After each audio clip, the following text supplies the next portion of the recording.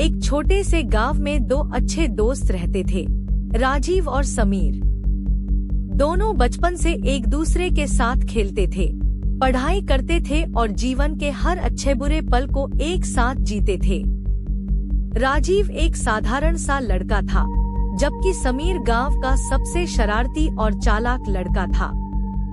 दोनों में गहरी दोस्ती थी, लेकिन एक दिन एक अजीब घटना ने इस दोस्ती को हमेशा के लिए बदल दिया।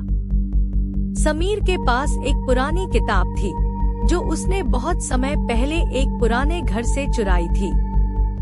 वह किताब रहस्यमय थी, जिसमें कुछ जादुई मंत्र लिखे हुए थे।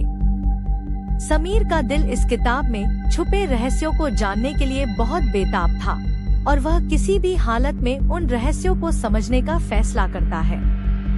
लेकिन राजीव, जो एक साधारण लड़का था, उसने समीर को बार बार समझाया था कि ऐसी चीजों से दूर रहना चाहिए। समीर की शरारतें अब ज्यादा बढ़ने लगी। वह जादुई किताब में लिखे मंत्रों को धीरे धीरे आजमाने लगा। एक दिन वह राजीव के साथ अपने खेत में काम कर रहा था और उसे अचानक एक विचार आया। उसने राजीव को एक तरफ बुलाया और कहा, राजीव, अगर तुम मेरे साथ आकर यह मंत्र पढ़ो तो हमारे पास अपार शक्ति होगी। राजीव ने डरते हुए कहा, समीर, ये ठीक नहीं है, हमें इसे छोड़ देना चाहिए। लेकिन समीर ने उसकी बात नहीं मानी। वह एक दिन अकेले ही उस मंत्र का उच्चारण करने लगा। अचानक कुछ अजीब सा हुआ। चारों ओर अंधेरा छा गया, हवा तेज हो गई और आसमान में बादल घेरने लगे। तभी समीर ने देखा कि राजीव का चेहरा घबराया हुआ था और उसके आंखों में डर था। समीर को अचानक कुछ अजीब महसूस हुआ।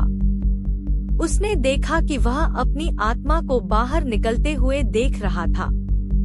डर से उसकी आंखों में डर और घबराहट भर गई, और इस डर में उसने कुछ ऐसा किया जिससे उसकी अपनी ही दुनिया उलट गई। समीर ने गुस्से में आकर अपनी खोई हुई शक्ति के नशे में राजीव को मार डाला।